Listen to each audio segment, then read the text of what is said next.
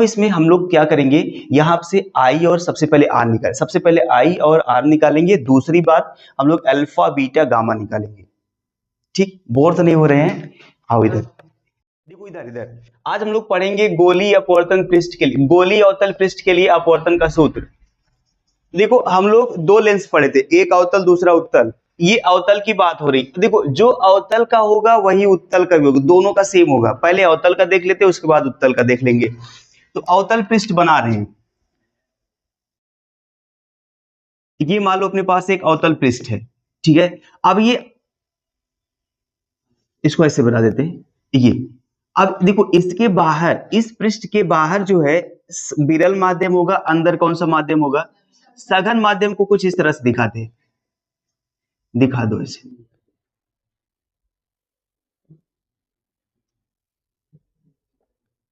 ये और सघन माध्यम इसको, ये है सघन माध्यम, सघन इसको मान लेते हैं n2, और ये है विरल माध्यम, इसको मानते हैं n1। ठीक है, देखो एक एक पॉइंट, एक एक बातें अच्छी तरह से बताते, बस आप ध्यान दीजिएगा। है थोड़ा सा लंबा, लेकिन घबराइएगा नहीं, अगर कोई भी पॉइंट नहीं समझ में आएगा तब बोलिएगा। देखो ये इसका पहले मुख्य अक्ष बनाते हैं, इधर हम लोग बनाते हैं मुख्य अक्ष इसका, ये हो गया इसका मुख्य अक्ष। ये देखो मध्य बिंदु है, इस मध्य बिंदु को हम लोग मान लेते हैं अपना ध्रुव। ठीक है, अब देखो चूंकि ये गोलीय पृष्ठ का है, ये गोलीय पृष्ठ का एक भाग है, तो इसका कहीं ना कहीं अपना सेंटर होगा कि नहीं होगा, केंद्र। ये मान लेते हैं यहाँ पे इसका सेंटर है। ठीक है, अब देखो क्या होता है, अभी प्रतिबिंब भी बनाना है। प्रतिबिंब कब बनाएंगे, जब कोई ना कोई वस्तु रखेंगे, और जो वस्तु रखेंगे उससे दो किरण निकलेंगी, और उसके बाद क्या होगा, कहीं ना कहीं कट करेगी, तब जाके प्रतिबिंब बनेगा। मान लेते हैं ये हम लोग यहाँ पर एक वस्तु रख दी, एक ऑब्जेक्ट रख दी, ऑब्जेक्ट मतलब वस्तु। ये अब क्या होगा, अब यहां से एक किरण ऐसे सीधा गुजारते हैं, ये एक किरण ऐसे सीधा गुजार दिए, और एक किरण इस मुख्य अक्ष से गुजारते हैं। देखो एक किरण इधर से गुजारेंगे, एक किरण मुख्य अक्ष से गुजारेंगे। देखो अब उसके बाद देखो यहाँ पर ये प्रकाश की किरण जा रही है, ये क्या है, ये कौन सी माध्यम, ये विरल माध्यम, ये कौन सा माध्यम। अब देखो जब विरल से सघन में जाएगी तो कुछ ना कुछ होगा कि नहीं, अपवर्तन होगा, क्योंकि ये पृष्ठ है, अवतल पृष्ठ है, अपवर्तन होगा।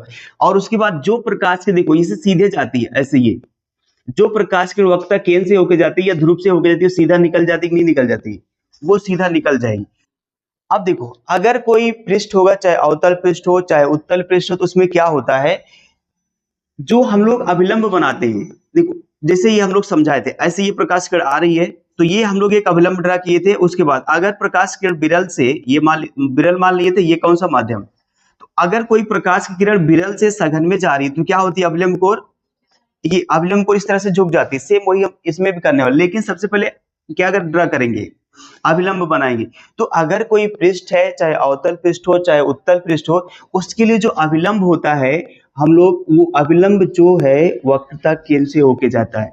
चाहे अवतल पृष्ठ हो चाहे उत्तल पृष्ठ हो, जो उसका अभिलंब ड्रा करते हैं, जो उसका अभिलंब होता है वक्रता केंद्र से होके जाता है, तो इसको हम लोग वक्रता केंद्र से अभिलंब बनाते हैं। ये हो गया, ये अभिलंब है, ध्यान दीजिएगा। ठीक है, ये आपतित किरण है और ये अभिलंब है। ठीक है, अब देखो यहां से, अब देखो ये प्रकाश की किरण, देखो अभिलंब को थोड़ा बढ़ा देते इधर, ये अभिलंब हो गया। अब ये आपतित प्रकाश की किरण है, जब कोई प्रकाश की किरण विरल से सघन में जाती है अभिलंब को झुक जाती है। तो ये अभिलंब जाना इसको ऐसे चाहिए था सीधा, ये से सीधा जाना चाहिए था, लेकिन क्या होगा, ये अभिलंब कोण थोड़ा सा बेंड हो जाएगी, ये अभिलंब कोण क्या होगा, थोड़ा सा झुक जाएगी, ये इसको ऐसे जाना चाहिए था सीधा। बात समझे कि नहीं समझे, इस वाली बात को क्लियर करो। यहाँ एक वस्तु है, वस्तु देखो, अब इस वस्तु से प्रकाश की किरणें चलना प्रारंभ करेगी, ये प्रकाश किरण चल रही है। अब ये चाहे गोलीय पृष्ठ हो चाहे अवतल पृष्ठ हो, उसका जो अभिलंब होता है हमेशा वक्रता केंद्र से होके जाता है। तो वक्रता केंद्र से हम लोग अभिलंब बना दिए, इसको जाना ऐसे चाहिए था, लेकिन अभिलंब कोण क्या हो गई, झुक गई। क्यों, क्योंकि विरल से सघन में जा रही थी। ये वाली बात, ये अभिलंब किरण, ये मतलब अभिलंब कोण ये झुक गई है। ये अपने पास अभिलंब है, इसको बना दो, ये अपने पास क्या है, अभिलंब है। तो ये अभिलंब कोण क्या हो गई, ये प्रकाश किरण झुक गई है। अब देखो दूसरी बात, अब आप समझो, एक वस्तु देखो ऐसे जा रही है, इधर से देखो ये ऐसे जा रही, और दूसरी वस्तु ऐसे जा रही, ये दूर होती जा रही है। तो प्रतिबिंब तभी बनता है जब दो प्रकाश किरण एक दूसरे को कट करे। लेकिन यहाँ पे तो कट ही नहीं कर रही है, तो क्या करना पड़ेगा, मजबूरी बस हम लोग को इसको कहाँ आगे बढ़ा के जबरदस्ती कटवाना पड़ेगा। तो हम लोग इसको जबरदस्ती काट रहे हैं। ये अपवर्तित किरण है, इसको हम लोग आगे बढ़ा रहे हैं, इस अपवर्तित किरण को। ये और ये मान लेते हैं कि ये जो देखो इधर से भी एक किरण आएगी, इधर से भी एक किरण, तो ये एक दूसरे को यहां पर कट करें और ये इसका क्या हो जाएगा, प्रतिबिंब बन जाएगा। ये जो मतलब अभिलंब कोण झुकी है उसको यहाँ पर लेकर आए हैं कि जो अभिलंब कोण झुकी है ये वाली प्रकाश किरण, हाँ इसको पीछे बढ़ाएं, देखो ये वाली इस प्रकाश की किरण को पीछे बढ़ाएं ऐसे, ये वाली ना, ये वाली अभिलंब किरण है, ये सॉरी ये क्या है, ये अपवर्तित किरण है, इसी को हम लोग पीछे बढ़ा दिए, इसको पीछे बढ़ाए हैं। अब देखो ये चूंकि वक्रता केंद्र से होके जा रहा है, तो वक्रता केंद्र से आएगी जाएगी प्रकाश किरण, तो इधर से जाएगी इधर से आएगी, देखो इधर से आएगी इधर से, तो ये एक दूसरे को यहाँ कट कर देगी, तो ये हमारा क्या बन जाएगा, प्रतिबिंब बन जाएगा। इतनी बातें समझे। सबसे पहले देखो क्या है, एक हम लोग गोली अवतल पृष्ठ ले रही है। अब इसमें क्या की, इसका मुख्य अक्ष बना दिए। अब ये चूंकि गोली है इसलिए इसका वक्रता केंद्र जरूर होगा। और दूसरी बात, एक हम लोग क्या करते हैं, देखो ये पृष्ठ का मध्य बिंदु P है, और एक हम लोग वस्तु लेंगे, वस्तु को क्या करेंगे, इस पृष्ठ पर वस्तु से क्या करेंगे, प्रकाश किरण को इस पर आपतित कराएंगे। अब ये यहाँ पर आपतित हुआ, क्योंकि चाहे अवतल पृष्ठ हो चाहे उत्तल पृष्ठ हो, दोनों का जब अभिलंब ड्रा करेंगे तो वो वक्रता केंद्र से होके जाएगा। तो ये अभिलंब है, ये जो सीधा जा रहा है इसे, ये अभिलंब है। अब देखो ये प्रकाश की आपतित किरण है, तो जब कोई प्रकाश किरण विरल से सघन में जाती तो अभिलंब कोण क्या होती है, झुक जाती। तो ये अभिलंब कोण झुक गई, क्योंकि देखो ये प्रकाश किरण ऐसे सीधा, ये ऐसे जाएगी, ये वाली ऐसे जाएगी, तो एक दूसरे को कहीं नहीं कट करेगी। जब कहीं नहीं कट करेगी प्रतिबिंब नहीं बनेगा, और प्रतिबिंब नहीं बनेगा तो हम लोग फॉर्मूला नहीं डेरिवेटिव कर पाएंगे। तो यहाँ इस अपवर्तित किरण को हम लोग कहाँ बढ़ाएंगे, आगे की तरफ बढ़ाएंगे। इसको ये तो किरण पहले से है, या मान लो ऐसे, इसको भी हम लोग क्या करेंगे, पीछे की तरफ ड्रा करेंगे। ये दोनों एक दूसरे को आके यहाँ पे कट करेंगे, ये तो इसको हम लोग मान ले रहे हैं ये प्रतिबिंब I बन रहा है ऐसा, ठीक है। अब दूसरी बात, इसको मान लेते हैं बिंदु क्या है, A है। अब एक चीज और, यहां से एक हम लोग अभिलंब ड्रा कर देते। अभिलंब का मतलब नहीं, मतलब एक परपेंडिकुलर लाइन यहाँ पर ड्रा करते हैं। ये इसको कुछ नाम देते, मान लो यन दे दो, ऐसे कुछ यन दे दो, यम दे दो, कुछ भी दे दो। अब इसमें क्या करेंगे, ये जो यन है इस बिंदु P के बहुत समीप है। अगर द्वारक बहुत छोटा हो जाएगा, जो ये यन है ये Cn होगा बराबर Cp के हो जाएगा। ऐसा हम लोग जैसे पिछली तरफ सिद्ध किए थे सेम। अब यहाँ पर देखो, ऐसा मान लेते ये जो आपतित किरण है ये इस मुख्य अक्ष से अल्फा कोण बना रही है, और उसके बाद जो ये प्रतिबिंब है ये कौन सा कोण बना रहा है, बीटा कोण बना रहा है। और इसके बाद जो अभिलंब है कितना कोण बना रहा है, गामा कोण बना रहा है। ये इतनी बात। अब कुछ और बातें इसमें, आपतन कोण और अपवर्तन कोण क्लियर करते हैं। चलो देखो, ये आपतित किरण है, ये अभिलंब है, ध्यान से देखिएगा, ये आपतित किरण, ये वाली ये आपतित किरण, ये अभिलंब है। तो आपतित किरण और अभिलंब के बीच बना कोण, ये आप देख रहे हैं ना, ये कौन सा कोण होगा, ये पूरा मैं बात कर रहा हूं, आपतित किरण अभिलंब। तो आपतित किरण और अभिलंब के बीच बने कोण को आपतन कोण कहते हैं। इसको हम लोग किससे लिखते हैं, I से। दूसरी बात देखो, ये कौन सी किरण है, ये कौन सी किरण, अपवर्तित किरण है। अपवर्तित किरण और अभिलंब के बीच बने कोण को अपवर्तन कोण, इसको हम लोग क्या लिखेंगे, R लिखेंगे। I और R समझे कि नहीं समझे, नहीं उम्र समझे, देखो फिर से समझ लो। ये आपतित किरण है और ये आपतित किरण अभिलंब, आपतित किरण और अभिलंब के बीच बना कोण ये पूरा क्या होगा, I होगा। और ये अपवर्तित किरण और उसके बाद अभिलंब के बीच बना कोण क्या होगा, R होगा। ये R छोटा सा है और ये I जो है वो बड़ा है, ठीक है। इतनी बातें आप लोग ध्यान रखोगे, उसके बाद कैलकुलेशन बहुत ईजी है। अब हम लोग आगे की तरफ चलते हैं। ये था फिगर वाला लोचा, ठीक है ना। क्या पूछोगे कांति ना, इसमें कोई दिक्कत, क्योंकि ये आता है तो कोनो कंफ्यूजन होगा, आप पूछोगे जरूर। हाँ पूछो, हाँ क्या दिक्कत। सर ये कह रहे थे कि आपतन कोण I और अपवर्तन कोण R सबके बराबर नहीं होगी।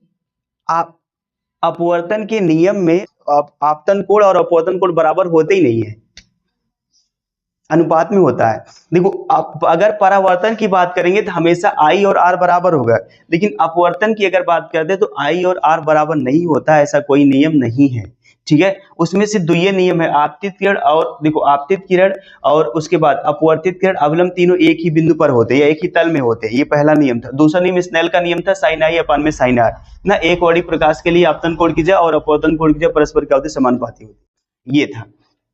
इसमें बराबर नहीं होते हैं तो बराबर नहीं होंगे। अब देखो हम लोग क्या करते हैं, अब इसमें हम लोग क्या करेंगे, यहाँ से आई और सबसे पहले आर निकालें, सबसे पहले आई और आर निकालेंगे। दूसरी बात हम लोग अल्फा बीटा गामा निकालेंगे।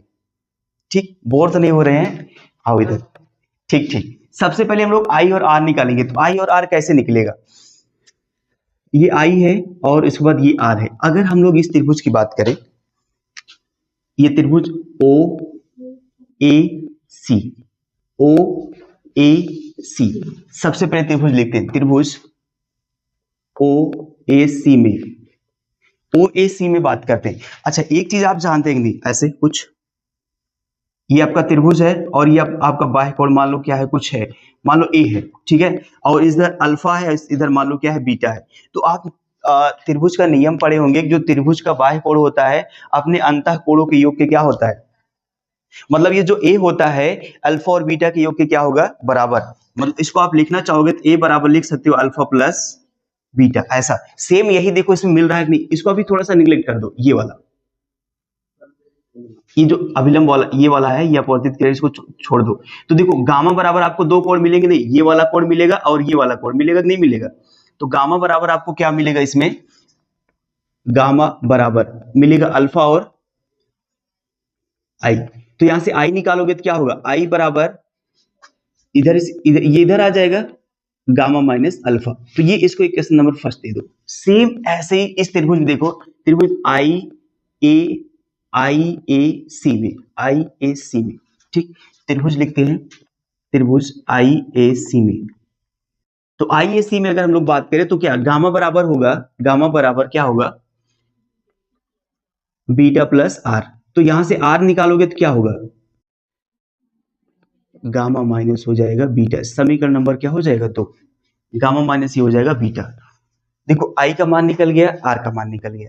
अगर आई और आर का मान पता है तो स्नेल का नियम लगा सकते हो। स्नेल के नियम से लिखते हैं। अब स्नेल के नियम से, स्नेल के नियम से, स्नेल का नियम ये कहता है साइन आई अपान में साइन आर बराबर होगा साइन आई अपान में साइन आर, साइन आर ये बराबर होगा। देखो ये वाला सघन माध्यम है, दूसरे माध्यम से पहले माध्यम सापेक्ष दूसरे माध्यम का अपवर्तनांक, मतलब n2 अपान में क्या होगा, n1। ये हम लोग इसको ऐसा लिखे थे 1 n2 ऐसे, तो इसको तोड़ोगे तो क्या होगा, n2 अपान में n1 ये होता है। तो ये पहले माध्यम सापेक्ष दूसरे माध्यम का अपवर्तनांक, मतलब n2 अपान में क्या होगा, n1। क्रॉस मल्टीप्लाई कराओ इसको, तो क्रॉस मल्टीप्लाई करेंगे n1 sine I equal to n2 sine R. अब ये थोड़ा सा, अब अगला, अगर मान लो सपोज कर लीजिए, अच्छा वीडियो चल रहा है नहीं, पता लगा कि, देखिए एक सेकेंड,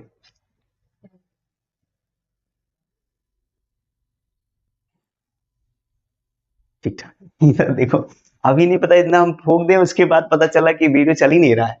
अब देखो यहां पर भैया n1 साइन आई n2 साइन आर। अब ये ध्यान दो, अगर ये मान लो ये वाला पॉइंट एग्जैक्ट इस पे, ये अगर ये दर्पण का द्वारा को छोटा कर दे, इसको अगर छोटा कर देंगे तो ये जो बिंदु ए है यहां आ जाएगा, नहीं आ जाएगा। अगर ये यहां पे आ जाएगा तो अल्फा बीटा गामा ये सब आई आर सब छोटा हो जाएगा, नहीं हो जाएगा। अगर छोटा हो जाएगा तो मेरी अब जब हम आपको एक अनंत विस्तार का एक चालक तार बता रहे थे, उसके लिए चुंबकीय क्षेत्र बता रहे थे, तो उसमें बताए थे कि तो क्या होता है, ये जो साइन आई है ये बराबर किसके हो जाएगा, ओनली आई के।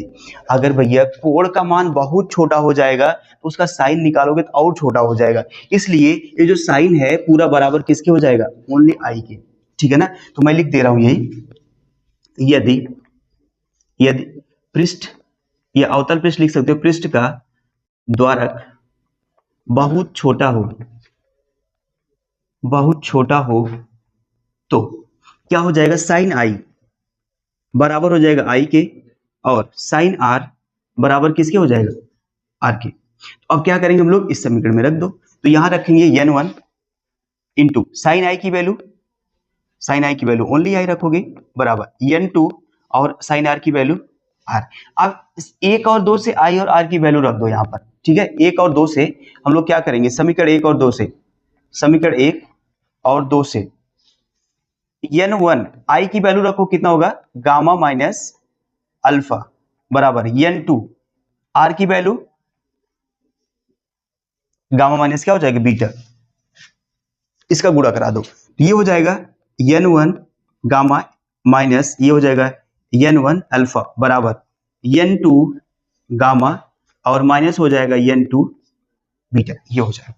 अब हम लोग क्या करते हैं, देखो यहां से n1 अल्फा और उसके बाद सॉरी देखो अल्फा यहां से ये गामा है, ये भी गामा, गामा गामा को एक तरफ कर लीजिए और इसको इधर कर लीजिए, अल्फा बीटा को इधर कर लो, ये माइनस है इधर आएगा तो क्या होगा प्लस n2 बीटा, और इसके पास देखो ये अल्फा है माइनस में n1 अल्फा बराबर ये उधर जाएगा तो माइनस होगा कि नहीं होगा n2 गामा और ये हो जाएगा माइनस n1 गामा, ये हो जाएगा। अब देखो गामा से गामा कॉमन हो जाएगा दोनों ना, इसमें भी इसमें तो कॉमन हो जाएगा, इसको हटाते हैं, अब ये मैं हटा देता हूं। तो यहां से इसको ऐसे लिख दो n2 बीटा और माइनस n1 अल्फा, तो ये गामा कॉमन करोगे n2 माइनस n1 और ये हो जाएगा गामा। समीकरण नंबर इसको क्या दे दो 3 दे दो। अब मैंने बताया था आपको i और r का मान निकालना है, उसके बाद आपको अल्फा बीटा और गामा का मान निकाल लेना है, ठीक है। अब हम अल्फा और बीटा गामा का मान कैसे निकालेंगे सोचो। अब इसे यहां से थोड़ा बता देना, इसको थोड़ा सा हटा दें। देखो ये वक्ता केंद्र है ना, वक्ता केंद्र से ध्रुव के बीच की दूरी ना वक्ता त्रिज्या होगी, इसको हटा देना। अभी थोड़ा सा एक सेकंड नीचे लिख देना, नहीं दूरी भी नहीं लिख पाएंगे हम लोग। तो ये n2 beta minus n1 alpha बराबर होगा गामा कॉमन करेंगे तो हो जाएगा n2 माइनस n1। अब देखो दूरी आ जाएगी। अच्छा देखो अब एक बात और जानते हैं, दाहिनी तरफ सभी मापी गई दूरियां क्या होंगी, बाईं तरफ ऋणात्मक, ये पूरा मटेरियल बाईं तरफ ही है, दाहिनी तरफ कुछ नहीं है। इसका मतलब उधर सब इधर सभी दूरियां पॉजिटिव होती है, इधर सभी निगेटिव, तो ये वक्ता त्रिज्या भी क्या होगा इधर माइनस आर होगा। ये देखो प्रतिबिंब है तो प्रतिबिंब की दूरी क्या होगी माइनस बी होगा कि नहीं होगा। ये वस्तु है इधर, ये वस्तु है तो वस्तु की दूरी क्या होगी माइनस यू, ऐसा हो जाएगा, ठीक है। ध्रुव से वक्ता केंद्र की बीच की दूरी माइनस आर और ध्रुव से वस्तु की दूरी माइनस यू और ध्रुव से प्रतिबिंब की दूरी माइनस बी। अब उसके बाद देखो निकालते हैं, इसकी जरूरत कहीं नहीं है। ये क्या होगा जो भी अगर हम लोग समकोण त्रिभुज खोजेंगे, समकोण त्रिभुज ये कर्ण बनेगा, इसकी जरूरत कहीं नहीं है। अभी हम जरूरत किसकी है आधार और, तो आधार और लंब किस रेशियो में होता है ट्रिग्नोमेट्री के tan में। तो हम लोग क्या निकालेंगे tan alpha tan beta tan gamma, और मान लेते हैं इसकी जो हाइट है क्या है ये h, कुछ भी मान लो अपने हिसाब से जो आपको अच्छा लगे।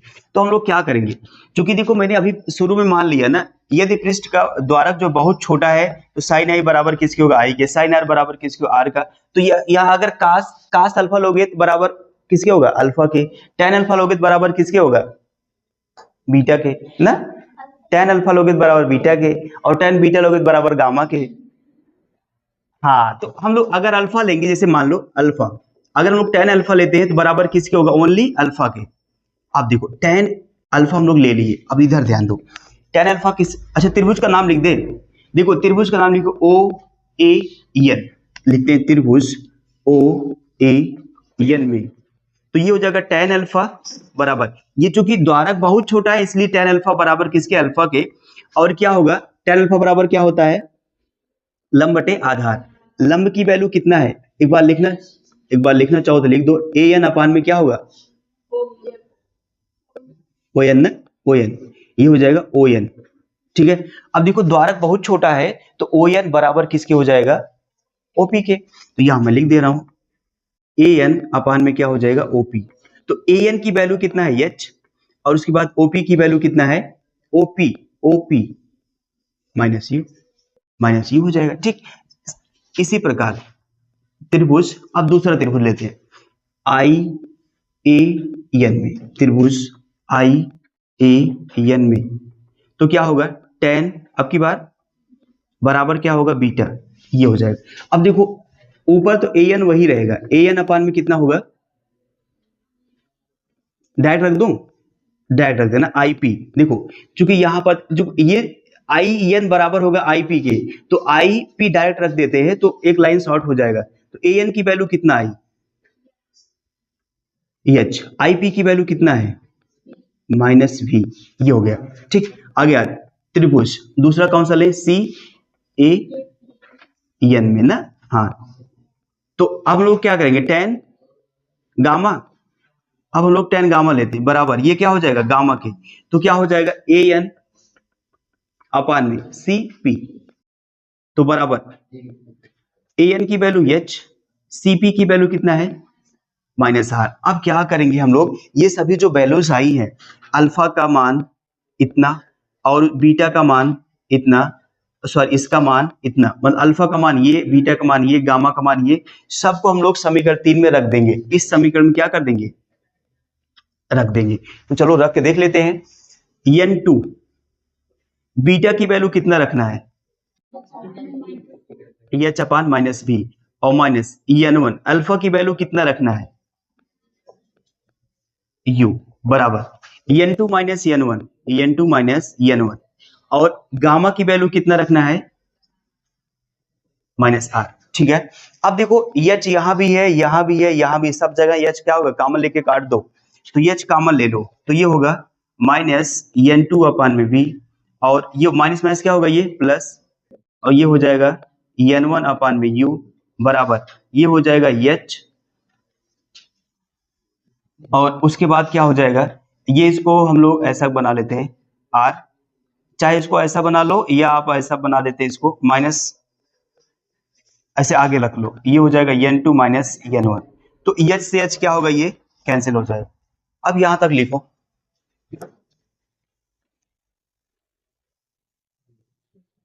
आया है हो जाएगा।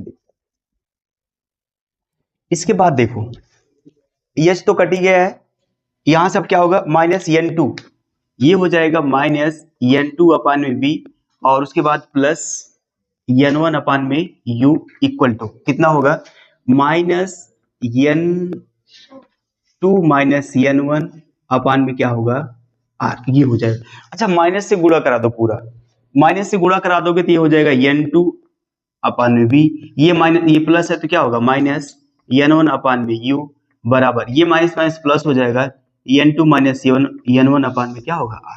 यहां लिख दो कि हम लोग किससे गुणा कराए, माइनस से गुणा करा दिए। ठीक है, ये हो गया। अब देखो यही है अवतल पृष्ठ के लिए फॉर्मूला, ना अवतल पृष्ठ के लिए अपवर्तन का सूत्र यही है, और यही सूत्र किसके लिए है, उत्तल के लिए भी है। लिख दो यहां पर, यही अवतल और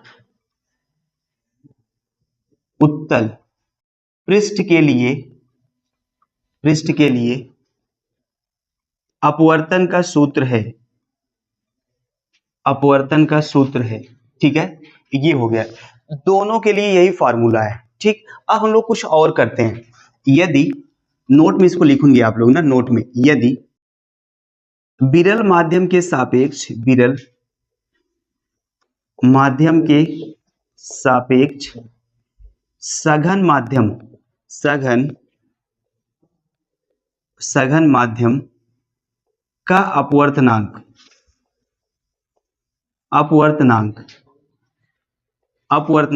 n हो तो हम लोग n बराबर लिखेंगे, n बराबर n2 अपान में n1। अगर ऐसा होगा, अगर विरल माध्यम को हम लोग n1 माने हैं, n1 के सापेक्ष और किसका सघन माध्यम को n2 माने हैं, n2 का अपवर्तनांक स्मॉल n हो तो n बराबर लिख सकते हैं n2 अपान में n1। अब हम लोग क्या करेंगे, इसको किसी तरह से बना दो n2 अपान में n1, इसके नीचे से ला दो ना n1, ऐसा कुछ कर दो, किसी तरह से इसमें बना देंगे तो कैसे होगा बताओ, इधर मिटा दे रहे हैं, ठीक है, तो इधर मैं मिटा दे रहा हूं,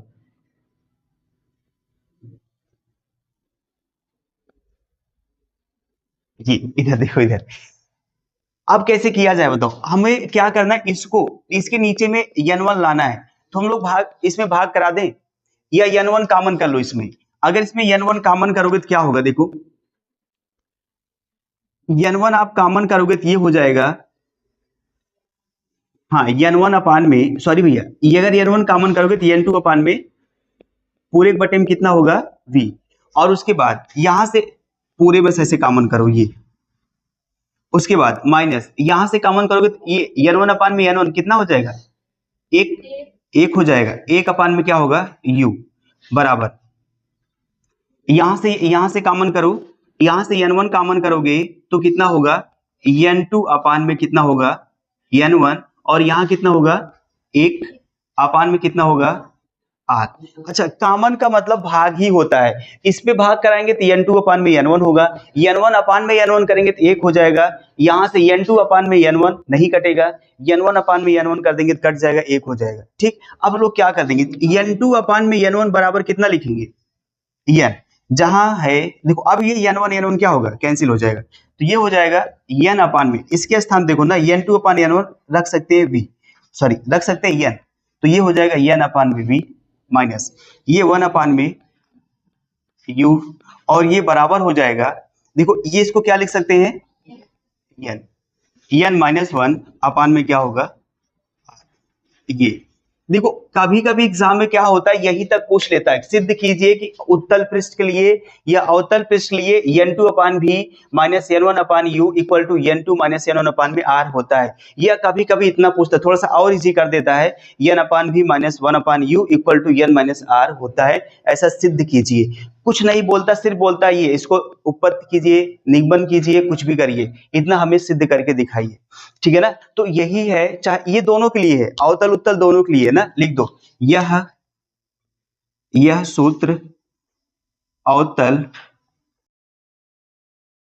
और उत्तल दोनों के लिए मान्य है, ठीक है ना। यही हमें सिद्ध करना था, और ये बहुत इंपॉर्टेंट है, मैंने पहले लिखा दिया है, ठीक है, लिख लो।